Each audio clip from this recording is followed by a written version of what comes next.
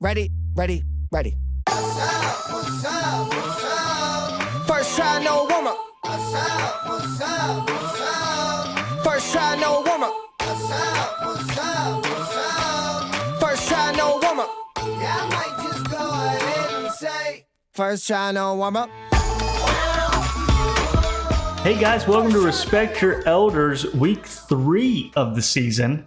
And last week, basically opposites happened. Whoever won, lost. Whoever lost, won. There were a few that stayed the same, but... I hated it. Oh, you didn't like it? No. Freaking sucked. You were real bold last week on this show. Well, What happened? Lamar Jackson 79-yard touchdown run. Oh, okay. 40-yard reception by Tyreek Hill. Well, that wasn't enough. I was, already kicked, smothered, and drowned at that point. Another long touchdown, Tyreek Hill. Those two came really close to beating me. Yeah, those two single-handedly almost beat a lot of teams this week. The highest score of the week was Miller at 111. So that's pretty... There were also 2 other scores over 170, but Miller 111, pretty good. Miller pulled off the upset. Chase, riding the high of beating Chris last week, comes into the matchup with Miller. Team didn't show up. Miller takes that one 111 to 86. Miller's new team looking pretty strong, pretty consistent. Yeah, he's looking a lot better than whenever he left the league, that's for sure. He took a 1-year vacation. He's coming back. He's refreshed. He's rejuvenated. He's ready to rock and roll. Yep. Josh Allen does help with that, so. Yeah, it's mainly Josh Allen. Yeah. Then we've got Bo and Alex. It was a pretty Alex performance, unfortunately, have to say. Bo gets the 2-0. Not a whole lot to talk about there. Then we've got Aaron versus Garrett, and Garrett pulls off the win, but still didn't hit the median. So he's 2-0 head-to-head, 0-2 versus the median. But hey, the median wins will start to come. You just keep going 2-0, or you keep winning the head-to-head, you'll be fine. Garrett's in a good spot. Aaron's team, much like Chase's team, just disappeared this week. Not really sure what's going on there, but I'm sure they'll get it figured out. We talked about the CBC matchup last week. Chris versus Colt. Colt's never beaten Chris. Chris really doesn't like Colt, apparently. Chris dropped 185 points to Colt's 96.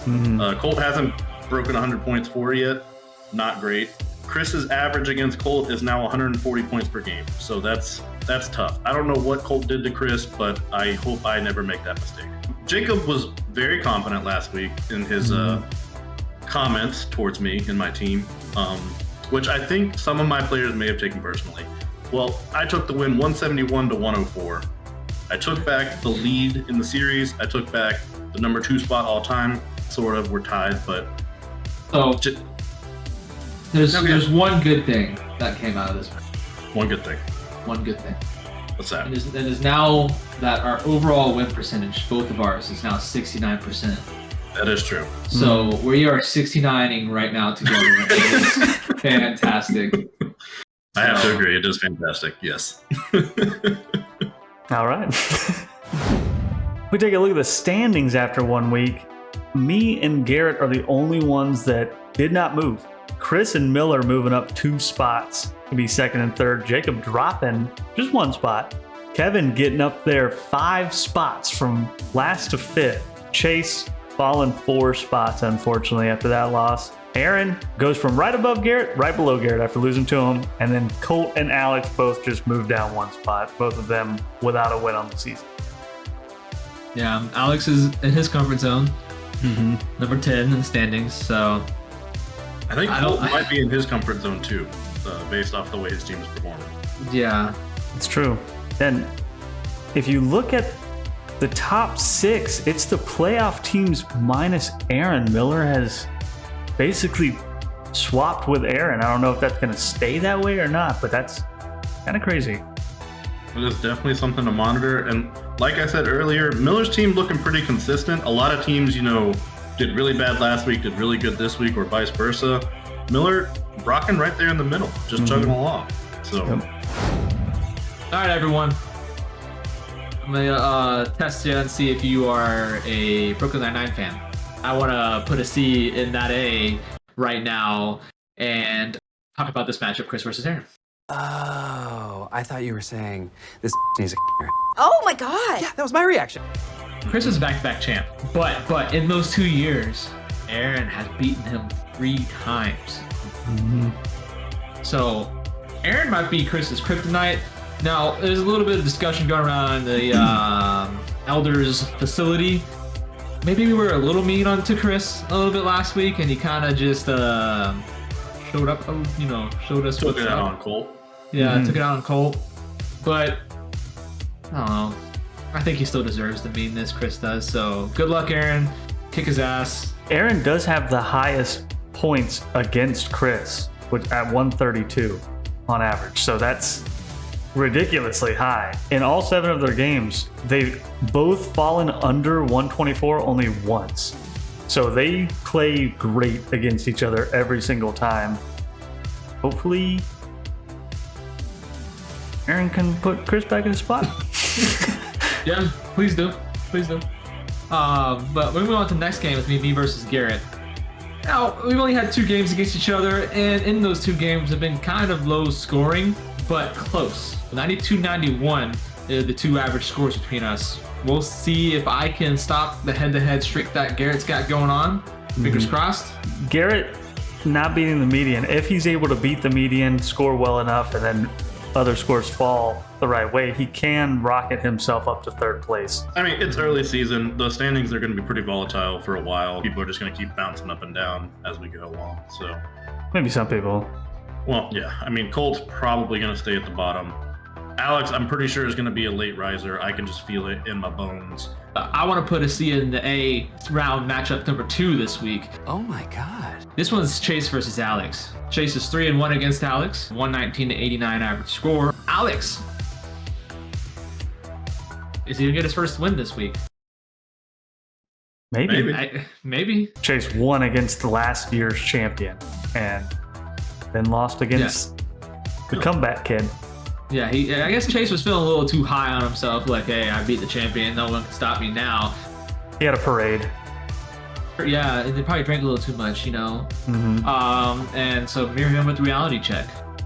But let's see if he bounced back this week or if he just continues to fall back to his pre-edited last year's performance. Are you insinuating that last year was a fluke and that his team is not headed in the right direction? I don't think that yet, but it's in the back of my mind right now. Oh, Jacob with some more big words. Gonna have to look for whenever Jacob plays Chase now. Well, I was gonna say, hold on now. I could just also be saying this to give you a little motivation, like I gave Kev's team last week. So, if you score in the 170s, you're welcome. If he loses, then what? Told you so. All right, and then in the next game, this matchup's great because it's another Elders matchup. Just like all Elders, we just do things together. 4-4 against each other all time. Average 125 to 122. We are the same person, just look a little bit different. Number 1, number 2 all time. Well, this is gonna be a great matchup. I still recall back to 2019. I had a perfect season except for one game that someone ruined. That someone being Bo. Yes. And I haven't gotten over it. I'm still upset about it. And probably always will be. I seem to come in right at the right moment every single time. And this year, no different. I'm coming in the week after you score 170, so thank you for that. All right, now we can talk about game of the week. And can you guys guess who it is? I mean, you should be able to. There's only 2 left. Mirror versus Colt. I think it's gonna be a good matchup. Colt's team, you gotta figure it out. You gotta figure some stuff out. I see that your average scores are 96 to 106, but that is also Mirror's old team. Mirror's got a new team. Colt's got to come out of this hole at some point. I mean, his team is very 6th place team, and he's playing like a 10th place team right now. So he's got to come out of this hole at some point. And I was just gonna say that Colt does have his highest win percentage, or one of his, against Mirror. Is it because Mirror wrecked his scooter? I would guess yes. I was at the event. Miller had ample time to stop or turn or pretty much do anything other than what he did with the scooter. He just fucking bailed He went full survival mode and just jumped off.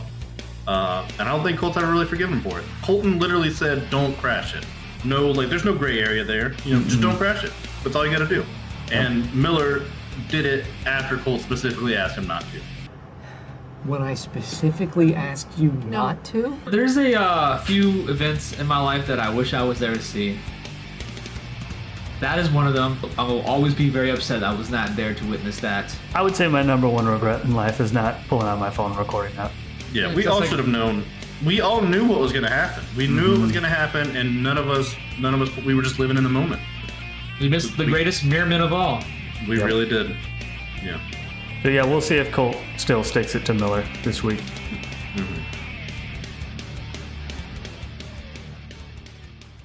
Oh, what's this you ask? This beer is from Wisconsin. It's called Spotted Cow. You want to know what flavor it is? I'll read it. Fun, fruity, and satisfying. I agree with it. It's good with cheese and some other cheeses and some more cheeses. They have a whole section that says what cheeses is good with. I mean, what do you expect from a beer from Wisconsin? If you're ever in Wisconsin, get this beer from Wisconsin. What's up, son? Wisconsin.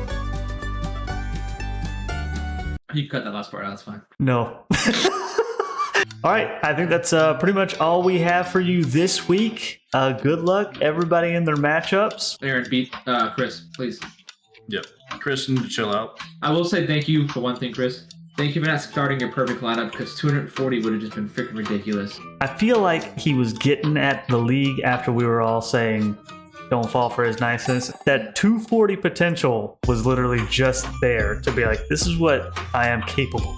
He literally hit us with the line, this is me being nice. But scoring 180 versus 240. Does make me absolutely terrified to play him later on in the year. Not gonna lie. Not scared. Just don't trash talk him the week before you play him. Do I play him next week? No. I don't think so. Okay, good. You're going down, Chris, when I play you. You do play him week 5 though. Oh, so you have to play Chris twice. Good. It's 2 wins. Yeah, get it all out now, Jacob. First try, no warm up. This is me being reasonable.